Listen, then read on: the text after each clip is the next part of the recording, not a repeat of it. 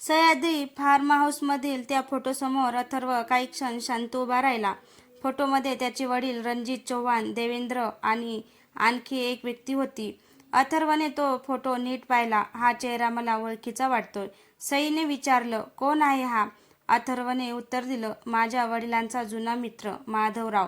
तेवढ्यात फार्म हाऊसच्या बाहेर गाडी थांबली. दार उघडलं आणि एक वृद्ध व्यक्ती आत आली. अथर्व त्यांना पाहून स्तब्ध झाला. माधवराव स्वतः त्यांच्यासमोर उभे होते.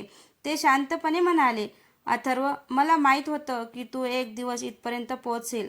अथर्वने रागाने विचारलं, मग इतकी वर्ष तुम्ही कुठे होता? माझ्या आईवडिलांच्या मृत्यूचं सत्य तुम्हाला माहीत होतं? माधवरावांनी खाली मान घातली. हो, पण मी तेव्हा सत्य सांगू शकलो नाही. सईने विचारलं, का? माधवरावांनी एक जुनी फाईल पुढे केली. कारण तुमच्या आईने मला एक वचन दिलं होतं आणि मी तिला दिलेलं वचन पाळत होतो. फाईल उघडताच अथर्व आणि सईला एक जुना करार सापडला. त्यावर अथर्वच्या वडिलांची आणि सईच्या आईची सही होती. सईच्या डोळ्यात आश्चर्य दाटलं. माझ्या आईने तुमच्या वडिलांसोबत हा करार का केला होता? माधवराव म्हणाले, तुमच्या दोन्ही कुटुंबांनी मिळून एका मोठ्या फसवणुकीचा पर्दाफाश करण्याचा प्रयत्न केला होता. अचानक माधवरावांचा फोन वाजला. त्यांनी फोन उचलला. समोरून फक्त एकच वाक्य ऐकू आलं, माधवराव, तुम्ही फाईल उघडली आहे हे आम्हाला कळलं आहे. फोन कट झाला. माधवरावाचा चेहरा बदलला. ते अथर्वकडे पाहून म्हणाले, आपल्याकडे फार कमी वेळ आहे. कारण ज्याच्या विरुद्ध तुम्ही पुरावे गोळा करत आहात तो आता तुमच्या अगदी जवळ पोहोचला आहे. तेवढ्यात फार्म हाऊसच्या बाहेर पोलिसांच्या गाड्याचे सायरन ऐकू आले. अथर्वने खिडकीतून बाहेर पाहिलं, पण त्या गाड्यामधून पोलीस नव्हे तर रणजित चव्हाणची माणसं उतरली होती. फार्म हाऊसला चारी बाजूने गाड्यांनी घेरलं होतं. अथर्वने खिडकीतून बाहेर पाहिला आणि लगेच सईला म्हणाला, आपल्याला मागच्या मार्गाने बाहेर पडावं लागेल. माधवरावांनी जुन्या कपाटामागचा गुप्त दरवाजा उघडला. हा मार्ग थेट नदीकाठच्या रस्त्यावर जातो. सगळे गुप्त मार्गाने बाहेर पडले, पण बाहेर येताच माधवराव थांबले. त्यांनी अथर्वच्या हातात ती महत्त्वाची फाईल दिली. तू वकील आहेस, आता ही लढाई न्यायालयात लढ. अथर्वने विचारलं, आणि तुम्ही? माधवराव हसले, माझं काम तुम्हाला सत्यापर्यंत पोहोचवणं होतं. अथर्व आणि सई तिथून सुरक्षित निघाले. दुसऱ्या दिवशी सकाळी अथर्वने न्यायालयात नवीन पुरावे सादर करण्याची तयारी सुरू केली. पण कोर्टात पोहोचण्यापूर्वीच त्याला एक फोन आला. समोरून देवेंद्रचा आवाज होता, अथर्व, तुझ्याकडे असलेली फाईल अपुरी आहे. पूर्ण सत्य हवे असेल तर माझ्यावर विश्वास ठेवावा लागेल. अथर्व म्हणाला, तुझ्यावर विश्वास ठेवण्याचं कारण काय? देवेंद्र म्हणाला, कारण माझ्याकडे तुझ्या वडिलांनी मृत्यूपूर्वी दिलेली शेवटची रेकॉर्डिंग आहे. अथर्व काही क्षण शांत राहिला. सईने विचारलं, काय म्हणाला? अथर्व म्हणाला, आपल्या हातात अजून एक पुरावा येणार आहे. संध्याकाळी अथर्व एका जुन्या कार्यालयात देवेंद्रला भेटायला गेला. देवेंद्रने एक छोटा बॉक्स त्याच्या हातात दिला. यात तुझ्या वडिलांची शेवटची रेकॉर्डिंग आहे.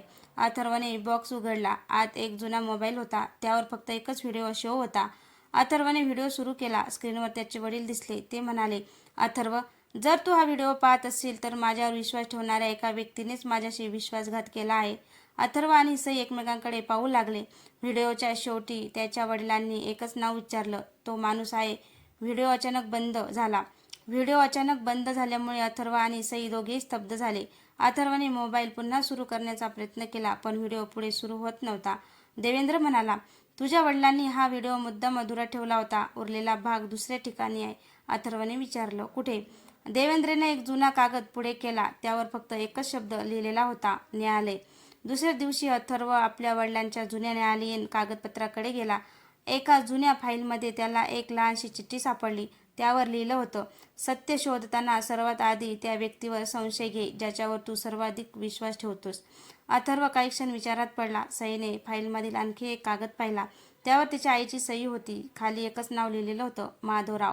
सई म्हणाली, म्हणजे माधवरावांना या सगळ्यांची सुरुवातीपासून माहिती होती. अथर्व शांत झाला. त्याला आता कुणावरही सहज विश्वास ठेवता येत नव्हता. तेवढ्यात न्यायालयाच्या रेकॉर्ड रूममधून एका कर्मचाऱ्याने अथर्वला बोलावलं. सर, तुमच्या वडिलांच्या नावावर एक जुना लॉकर अजूनही आहे. अथर्वने लॉकर उघडला. आत एक पेनड्राईव्ह आणि एक फोटो होता. फोटोमध्ये अथर्वचे वडील आणि सईची आई एका लहान मुलीसोबत उभे होते. सईने फोटो पाहताच धक्का बसला. ही मुलगी माझ्यासारखी दिसते. पेनड्राईव्ह संगणकात जोडताच एक व्हिडिओ सुरू झाला.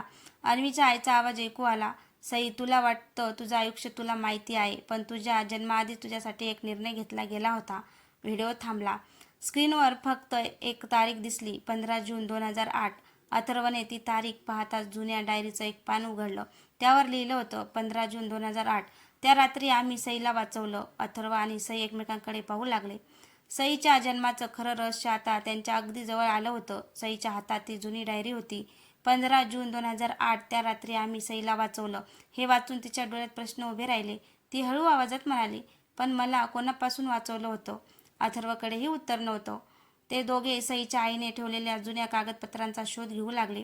एका फाईलमध्ये त्यांना रुग्णालयाची जुनी नोंद सापडली. त्यावर लिहिलं होतं, 15 जून 2008. 2 नवजात मुली. सई थक्क झाली. 2 मुली? अथर्वने पुढचं पान उघडलं. त्यात एका बाळाचं नाव होतं सई. दुसऱ्या नावाच्या जागी मात्र फक्त लिहिलं होतं गुप्त. सईने आश्चर्याने अथर्वकडे पाहिलं. माझ्यासोबत जन्मलेली दुसरी मुलगी कोण होती? तेवढ्यात सईच्या आईची जुनी मैत्रीण तिथे आली. तिने सईकडे पाहिलं आणि म्हणाली, आता हे सत्य लपवण्याची वेळ संपली आहे. तिने एक जुना फोटो पुढे केला. फोटोमध्ये 2 नवजात बाळ होती. त्यांच्या गळ्यात अगदी सारखीच छोटी लॉकेट होती. सईने स्वतःच्या गळ्यातील लॉकेट हातात घेतलं. अथर्व म्हणाला, म्हणजे तुझी जन्मापासूनच एक बहीण होती? त्या महिलेने हळू आवाजात उत्तर दिलं, हो. पण तुमच्या जन्माच्या रात्री परिस्थिती अशी होती की तुमच्या आईला दोघींना वेगळं करावं लागलं. सईच्या डोळ्यात अश्रू आले. माझी बहीण आता कुठे आहे? महिलेने उत्तर दिलं, ती जिवंत आहे. तेवढ्या सईच्या फोनवर एक मेसेज आला, तुझ्या बहिणीला शोधायचं असेल तर उद्या सकाळी जुन्या मंदिरात ये. मेसेज सोबत एक फोटो होता. फोटो पाहून सईच्या हातातून फोन जवळजवळ खाली पडला, कारण त्या फोटोमधील मुलगी हुबेहूब सईसारखी दिसत होती.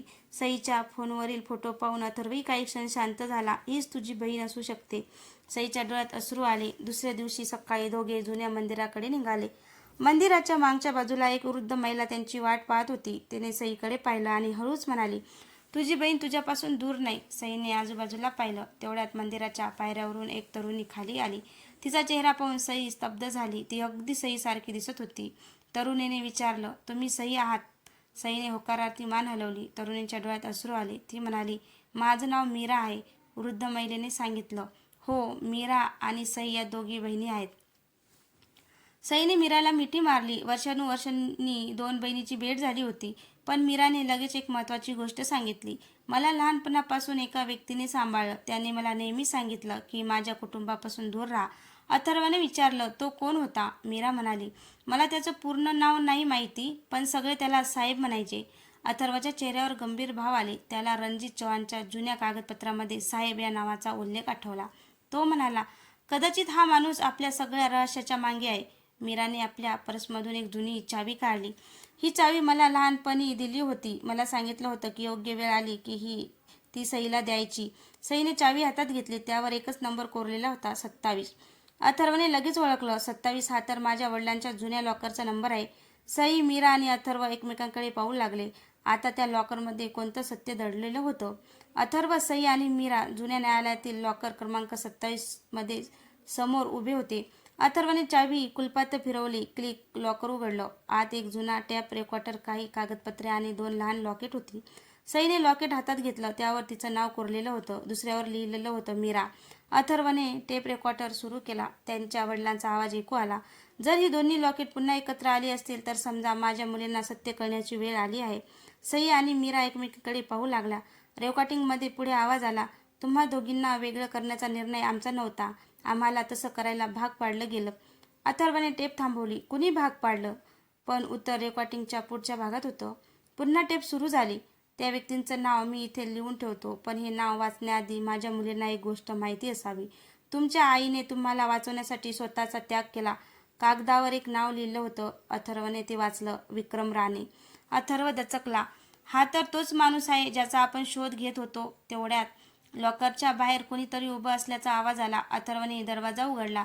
कॉरिडॉर रिकामा होता. फक्त जमिनीवर एक छोटा लिफाफा पडला होता. त्यावर लिहिलं होतं, विक्रमला शोधण्याची गरज नाही, तो तुमच्यापासून फक्त 1 पाऊल दूर आहे.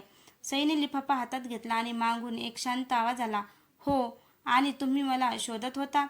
तिघांनी मागे वळून पाहिलं. समोर विक्रम राणे उभा होता. विक्रम राणे समोर उभा होता. सई आणि मीरा काही क्षण त्याच्याकडे पाहत राहिल्या. अथर्वने पुढे होत विचारलं, तुम्हीच माझ्या वडिलांच्या सगळ्या रहस्यामागे आहात का? विक्रम शांतपणे म्हणाला, नाही, मी या रहस्याचा भाग आहे, पण खरा सूत्रधार दुसराच आहे. अथर्वने त्यांच्यावर विश्वास ठेवण्यास नकार दिला. मग माझ्या वडिलांनी तुमचं नाव का लिहिलं? विक्रमने एक जुना कागद त्याच्या हातात दिला. कारण त्यांनी माझ्यावर विश्वास ठेवला होता. त्यांनी मला तुमच्या दोन्ही बहिणीचं रक्षण करण्याची जबाबदारी दिली होती. सई आणि मीरा आश्चर्यचकित झाल्या. विक्रम पुढे म्हणाला, तुमच्या जन्माच्या रात्री तुम्हाला वेगळं करण्याचा निर्णय तुमच्या आईने घेतला नव्हता. तुमच्या कुटुंबाला वाचवण्यासाठी तो निर्णय घ्यावा लागला. सईने विचारलं, मग आम्हाला वेगळं का केलं? विक्रमने उत्तर दिलं, कारण तुमच्या कुटुंबाच्या संपत्तीवर डोळा ठेवणारा एक माणूस तुमच्या मागावर होता. अथर्वने विचारलं, तो कोण? विक्रम काही क्षण शांत राहिला, मग म्हणाला, त्याचं नाव सांगण्याआधी तुम्हाला एक पुरावा दाखवतो. त्याने एक जुना फोटो बाहेर काढला. फोटोमध्ये सईची आई, अथर्वचे वडील आणि तिसरा माणूस उभा होता. अथर्वने फोटो पाहिला आणि त्याच्या चेहऱ्यावर धक्का उमटला, कारण तो माणूस त्याला खूप चांगला माहिती होता. तो अथर्वच्या वडिलांचा जुना व्यावसायिक भागीदार होता. विक्रम म्हणाला, तुम्ही ज्याच्यावर इतकी वर्ष विश्वास ठेवला तोच या सगळ्या कटाचा खरा सूत्रधार आहे. अथर्वच्या डोळ्यासमोर अनेक जुन्या आठवणी आल्या. सईने त्याचा हात धरला. विक्रमने शेवटी एक फाईल पुढे केली. या फाईलमध्ये त्याच्या विरुद्धचे पुरावे आहेत, पण ही फाईल उघडली तर तुमचं आयुष्य कायमचं बदलणार आहे. अथर्वने फाईल हातात घेतली. मग आजच सत्य समोर आणूया. मित्रांनो, भाग आवडल्यास कमेंटमध्ये नक्की सांगा. धन्यवाद.